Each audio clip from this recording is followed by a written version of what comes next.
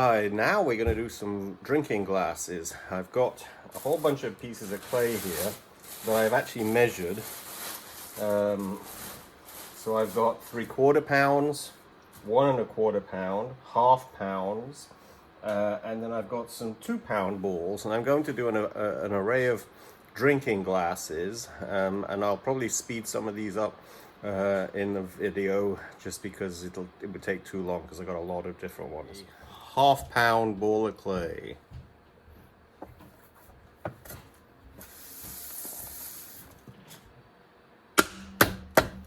Now, drinking glasses are basically like mugs or tea bowls without the handle, and generally they mean that you can easily wrap your hand around it when you're holding it so that you don't drop it. Now, that everybody has a different size hand, and so some narrow ones would be maybe too small for some people.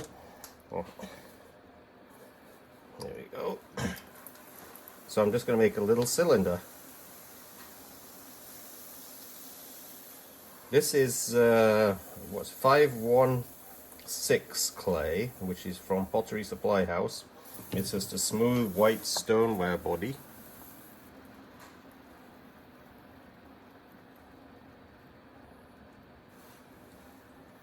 So my fingertips on the inside like that, and they're going to go like this on the inside. But all the pressure is on the outside, so the piece stays narrow.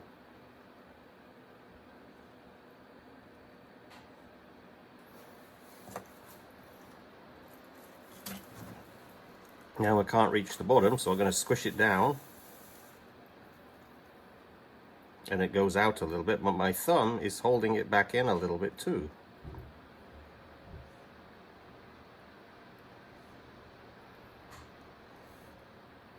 And then always hit the rim with your finger just to make it a little bit compressed. Okay, what sponge do I have? Somebody joked that my sponge was too big. It's a big sponge, but the wheel's going round, and it's a very soft sponge. This is one of those really light sponges. You can stick it in there. There you go. And even if you dent the piece, it's going around, so it's not actually going to get out of shape. Now, this is my tool. I'm going to remake some of these actually, because this one's getting really worn out. It's only 35, 40 years old, maybe even older than that, because I got this in England pre-1985. And so, that's the simplest little drinking glass. It's just a little tumbler, basically. Alright. And there's a variety of things you could do to this if you wanted to.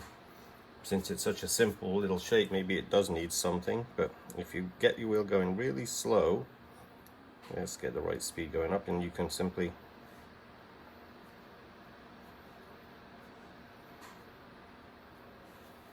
and then put your fingers inside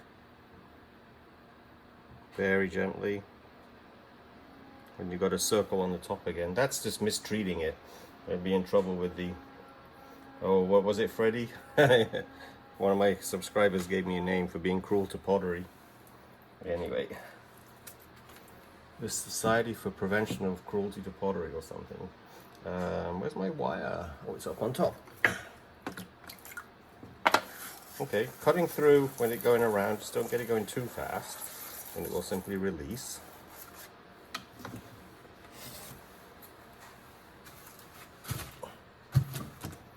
I'm going to drink some coffee. This is an old design of mug that I used to do with my stencils.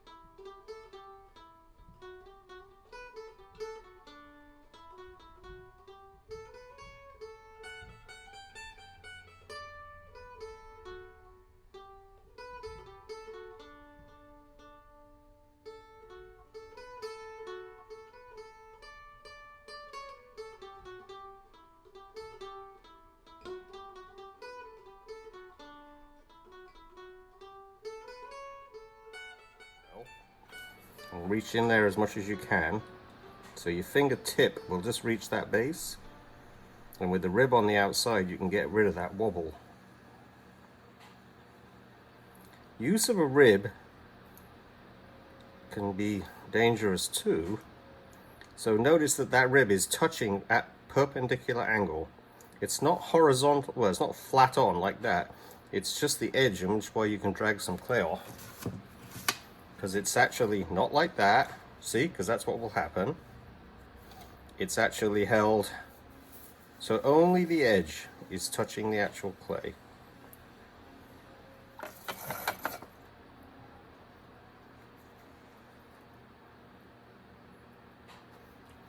I like to use the bigger sponge to suck the water out because I only have to go in there once. It sucks everything out. But you don't want to use a really heavy sponge when you're doing that. Okay, same weight of clay as the last one.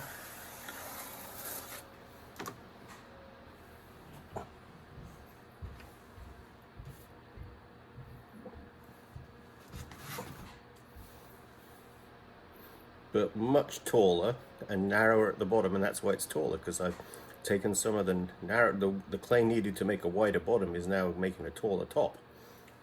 All right, so we've got 2 of those. Let's go on to 3/4 of a pound. So this is a 1/4 pound more clay.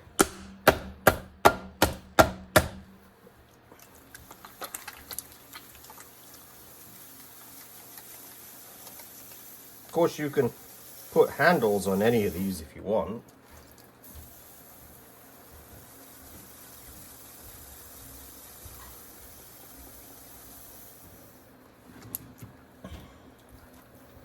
And put the hole in. My left hand is supporting the clay as I press down. But if you feel any friction, you've got to let go slowly with both hands. I just dribbled some water on that left hand then as well. Now I'm going to compress the bottom of the piece with my middle finger of my right hand.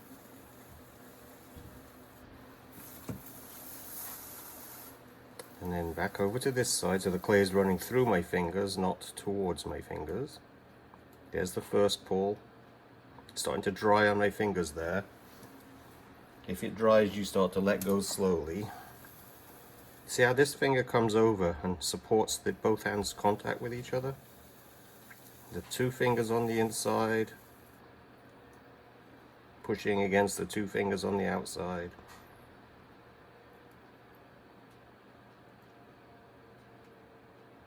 Let go slowly, put your middle finger on the rim to thicken it. That's where the clay contact is. You can see the slip on my fingers. So dribble some water inside. Wet this hand because I got to go back in there. Press in hard with the outside fingers.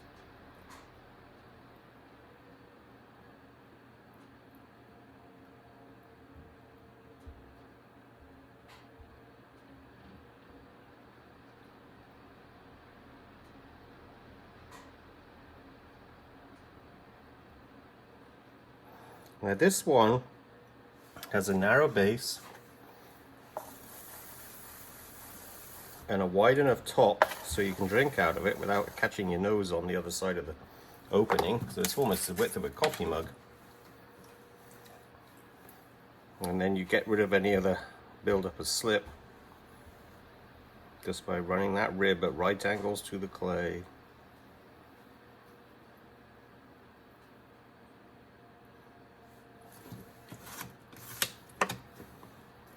And with the sponge, you go in, get the water out.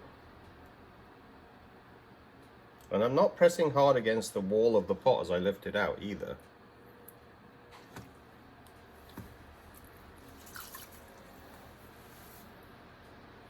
Alright, so let's see how big this one got.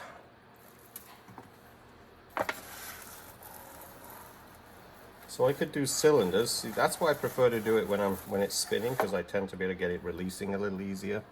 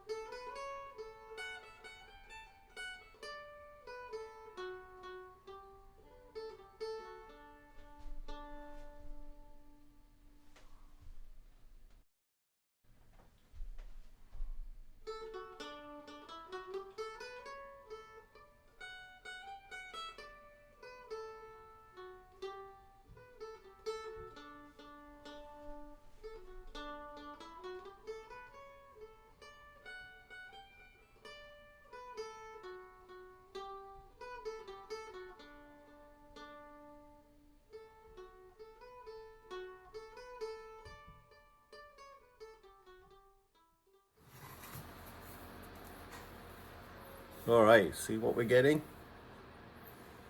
So significant difference in those two. And then we have 1¼ pound.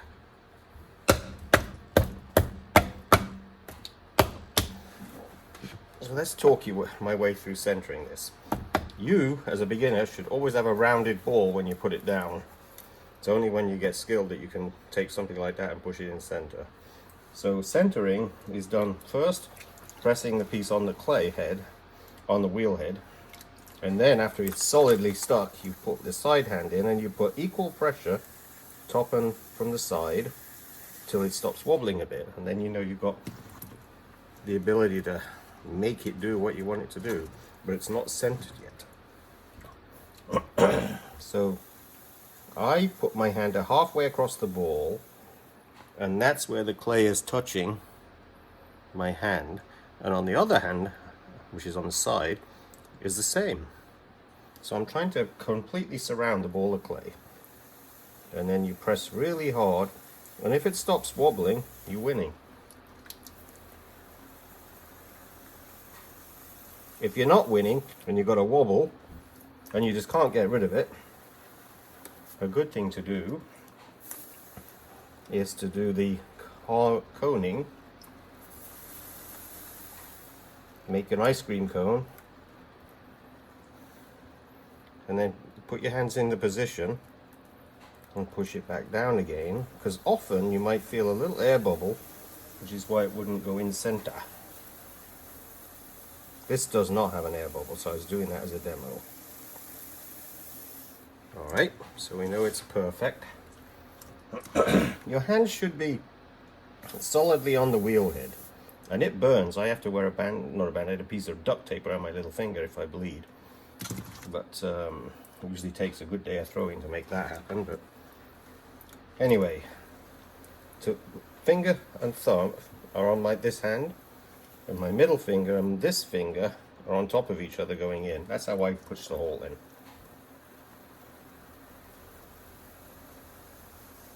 And make sure you don't go too far down, and then open up a little bit. If it dries out, you let go slowly. And then I always stick my finger, I'm here, and I stick my finger in the opposite corner and bring it back to the center. And that is equalizing the stress in that flat area of clay at the bottom, and that's why I don't get S-cracks. So Robin Hopper told me, because he taught me to do that.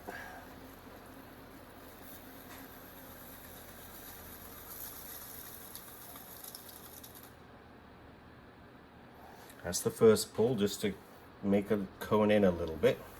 Always more pressure on the outside fingers. Now I'm digging in deep with the outside fingers, and the tips of the inside fingers are just above where the outside fingers are.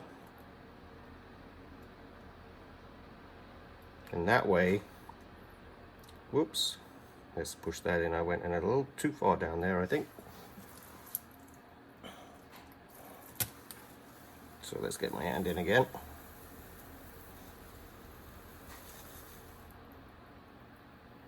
And we're not going to press there because it's thin enough already. Now I've got to put some pressure on because there's still thickness up above.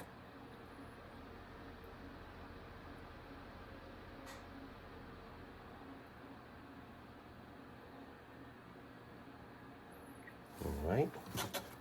Let's see if I can get it a bit thinner. Because this has got some extra clay there. Oh, my hand has to get some more water on there. I can feel it dragging straight away. So I'm trying to make a cylinder.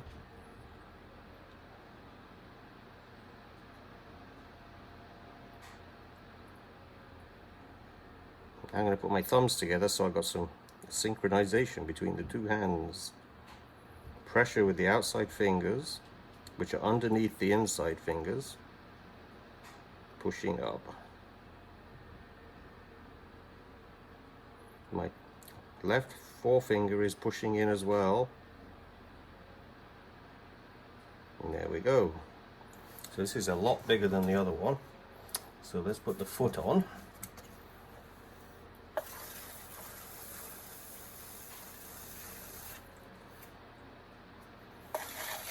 So I hardly have to trim because this has already got that foot on it.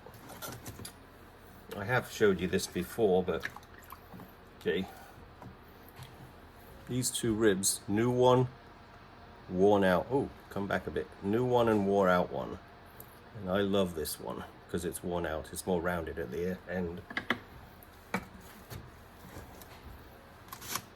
I'm going to make that new one like the old one has taken decades to get like that.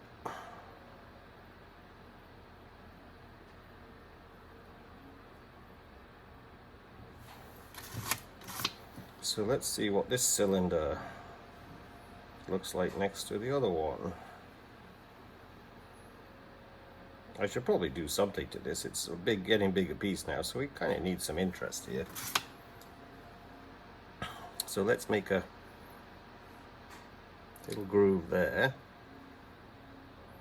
and another groove just there.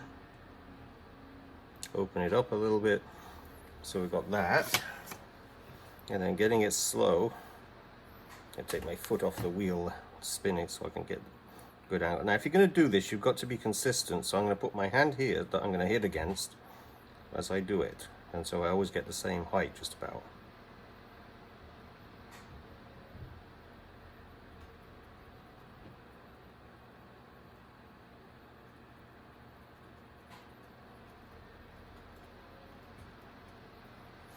There we go, so that'll catch the glaze a little bit. And if you've dented it a little bit at the top, which I didn't, but you can just use the rib to round it off again.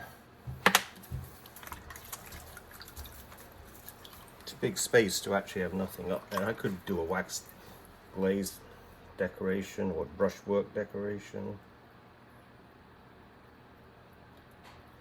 Get that out. This clay is very smooth and quite soft.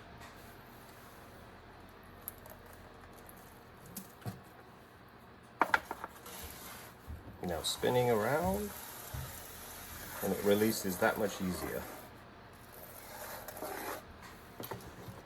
Now let's get this one. Little one is 1/2 pound, 3/4 pound, and then 1 1/4 pounds.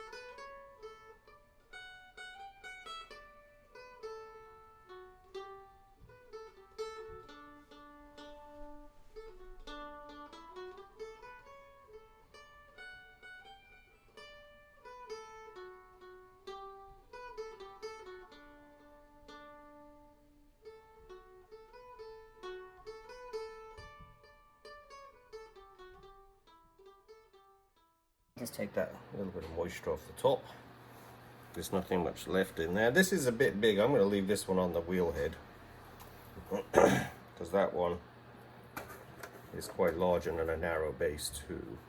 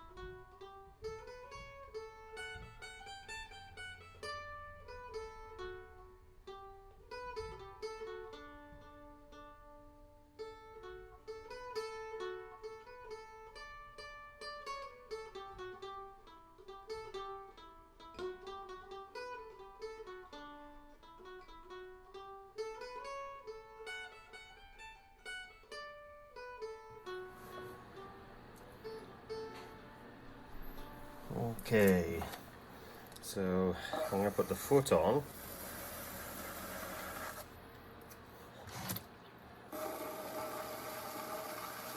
And before I finish it, grab all that stuff off for a start.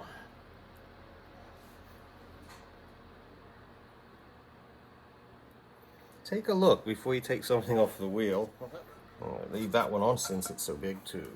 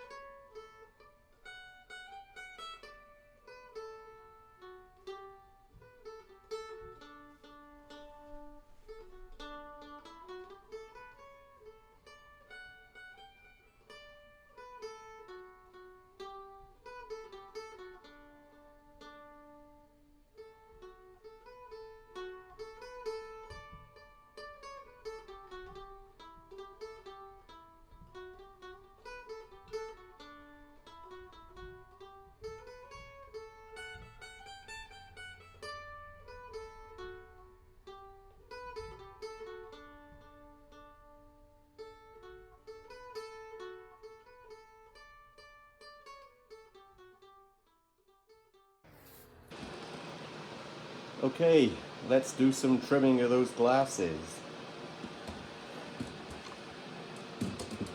Get you really close. I fluted them like I've shown in other videos. These are pretty standard, pretty easy. Just grip them without snapping them. This is for beginners, this is a Giffen grip, and they do sell variations on this by other manufacturers, but this one's the Giffen grip.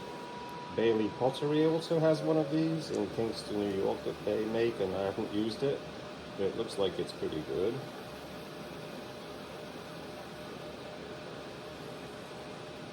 So remember, I throw really thin, so I almost don't trim. I mean, I'm just taking off a little bit of rough stuff that's left from the throwing, basically. And these are very dry.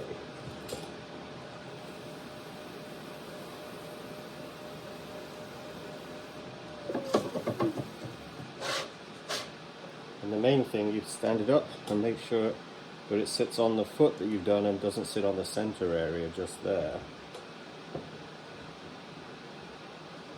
They're different sizes, of course, but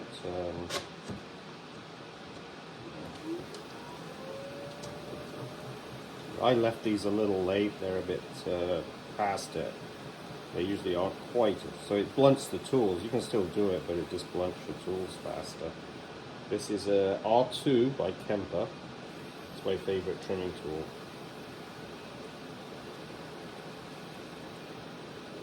I buy these by the dozen. Because like I just said, they can blunt. Now the great thing about the Giffen grip is you feel totally secure that it isn't going to come off the wheel head.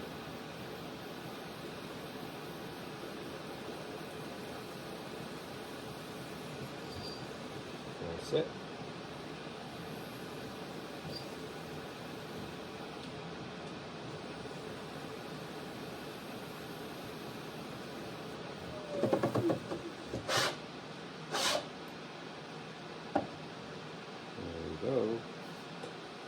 That's the nice little foot that you put underneath, just so it makes it finished at the bottom.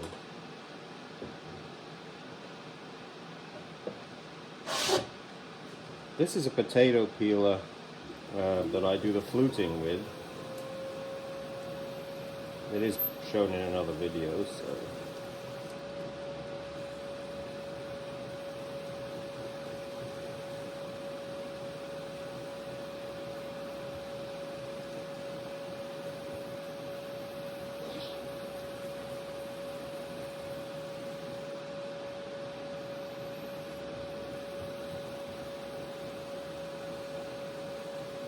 Now when I tell you when I'm throwing it I leave a ½ centimeter to a centimeter at the base, that's why I do it, because I can trim this little foot in afterwards, because I can sign in that area there. And sometimes if it's a deep enough one I'll even put glaze in there as well. When I fire on stilts for a lot of my pieces. Although Randy's Red I'm still trying to fire on stilts, but I do think that's a glaze that has to be applied really thick. There we go. So it's more likely to run. This is one where I did some flicking up and then I just fluted in there as well, so it's all basically to try and catch the glaze so that you get variations in color on that glaze.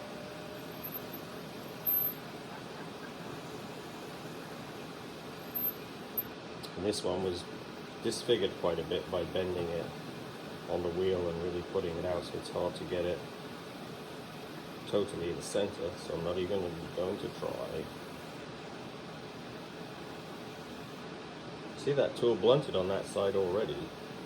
Now here's another thing, that's the tool. If I get them that they blunt, this was a round rib. I don't have a, well I do, is that it? Nope, that's not one either. But one of these round ribs, if you wear them out actually, but I keep them and I actually use them for trimming. Watch what I do. Get it sort of set up.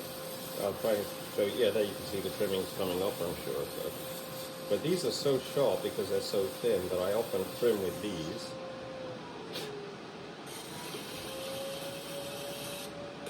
And you can kind of aim it.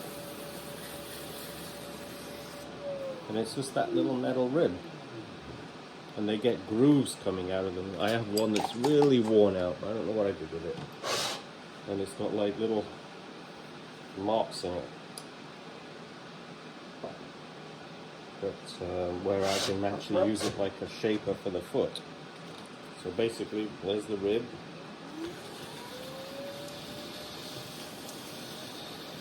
And I can use the flat edge like that. If it's a big plate, I can use that.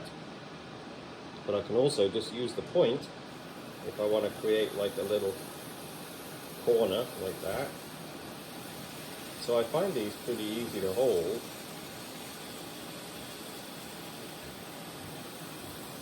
And they're easy to go too far too because they're so sharp. So that's all it is.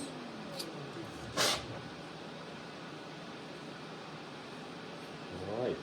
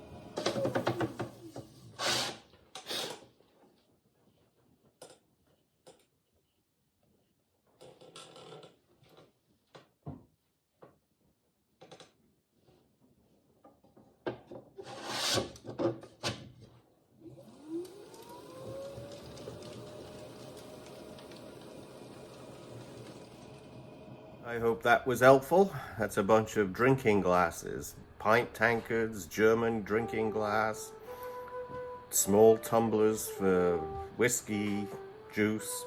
If you have any questions, just let us know. Post them in the comments. Subscribe if you like the videos. And check out all the older posts. Thanks very much. Bye-bye.